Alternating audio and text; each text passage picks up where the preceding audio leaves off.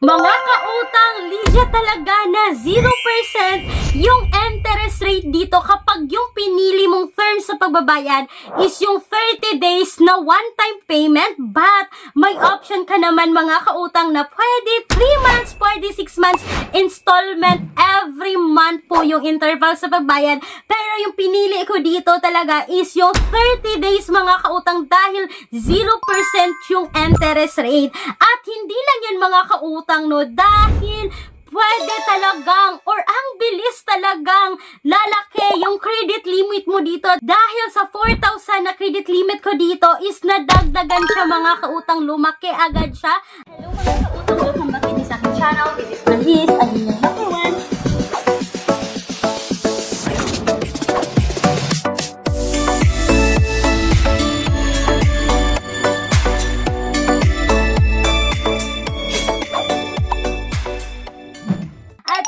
Pag-uusapan natin for today's video dahil mga kautang, nag-purchase na naman ako dito or nag-grocery na naman ako dito gamit yung Atomy card ko. And by the way, hindi po sponsored si Atomy card.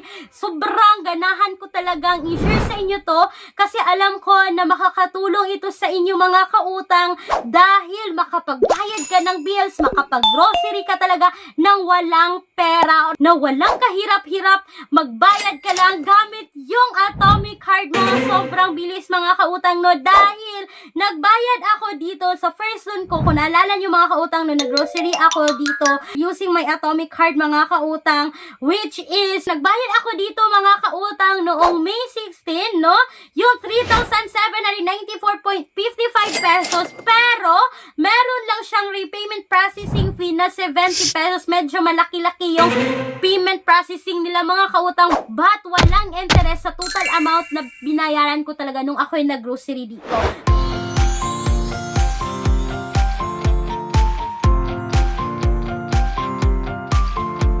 So eto na nga mga kautang, no, bumalik ulit yung credit limit ko dito, and guess what mga kautang, tumubo siya ng 270 pesos. At alam nyo ba mga kautang na itong 270 pesos na credit limit or plusing dito mga kautang or dagdag dito is dito lang yan sa mga rewards na nakuha ko sa loob ng Atomy app, dahil meron silang pa-spin the wheel mga kautang, meron din silang mga pa-points dito na which is itong points na ibinibigay nila mga kautang is pwede nyo pong i-convert into cash. Sobrang ang ganda talagang gamitin ng Atomy, no, kapag nag-purchase ka, gamit ka nito, may additional ka na namang points. At hindi lang yan mga kautang dahil may pa-free spin the wheel rin po dito na pwede pa rin madagdagan yung credit limit mo dito kay Atomy. At eto na nga mga kautang, ang good news pa dito, no, is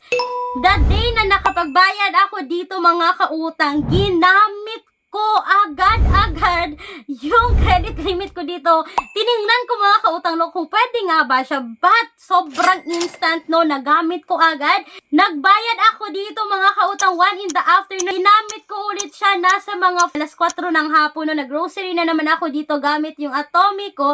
And ang pinakamaganda mga kautang, no, is multiple. Isang araw lang nag-grocery ako dito, isa, dalawa, tatlo, apat na pag-swipe po ng card is pwede mga kautang, ewan ko lang kung hanggang saan yung kaya niya. Pero sa akin mga kautang, 4 akong nag-swipe dito, 4 kong ginamit sa pagbabaya dito sa isang araw. At isang oras, same lang yung pagitan ng oras mga kautang, no, sinubukan ko talaga kung gaano ka-flexible gamitin or ka-reliable gamitin itong si Atomy, which is sobrang ganda for me mga kautang kasi makapag-grocery ka talaga kahit wala kang dalang cash. So makikita nyo ngayon dito mga kautang, no, na meron akong papalapit na June, no, na 4,069.75 cents. At ito po mga kautang, sabi dito, your April bill is paid. Next bill date is June 6. So, ibig sabihin mga kautang, May 16 ako nagbayad dito. Pagkating ng June 6 is lalabas na yung bailing mo dito, pero yung due mo dito mga kautang is June 16. So 1 month siya, no? At sisikapin ko talaga mga kautang na makapagbayad ako ng buo dito na 4,069.75 cents sa paparating na June 16 para mai-update ko na naman kayo. At sorry mga kautang, sabi ko sa inyo na ipapakita ko sa inyo yung pag-grocery ko, but hindi ako nakapag-film ng video. But sa next mga kautang, sisikapin ko talaga, no, para may b-roll naman tayo para makita nyo naman kung papaano siya gamitin. Napakadali lang talaga mga kautang, no? At sobrang okay talaga, sobrang nakakatulong talaga yung Atomy card. But mga kautang, please gamitin lang po natin yung mga credit card natin, yung mga cards natin kung talagang kailangan na kailangan talaga natin, no? Hindi yung swipe ka lang dito, bili ka lang dito, pagdating ng bayaran, hindi mo mababayaran. Masisira po yung credit record natin dito. At the same time mga kautang, posibleng bababa yung credit limit natin or may tendency pa na hindi na tayo ma-offeran agad.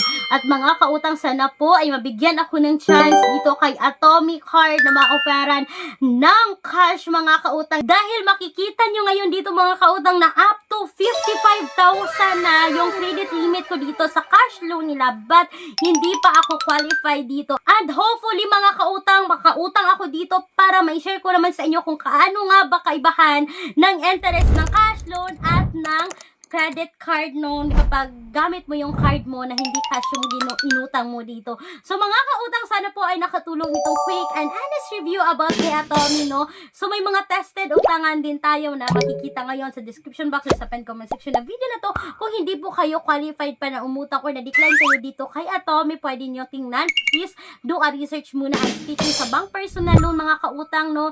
Yes, legit po ito na bank personal loan. Kindly email me right away, Clariza@gmail.com or you can now Viber me na makikita rin yung number sa screen. Sana po ay nakatulong itong quick and honest review about kay Atomy. And please take note, hindi po to sponsor.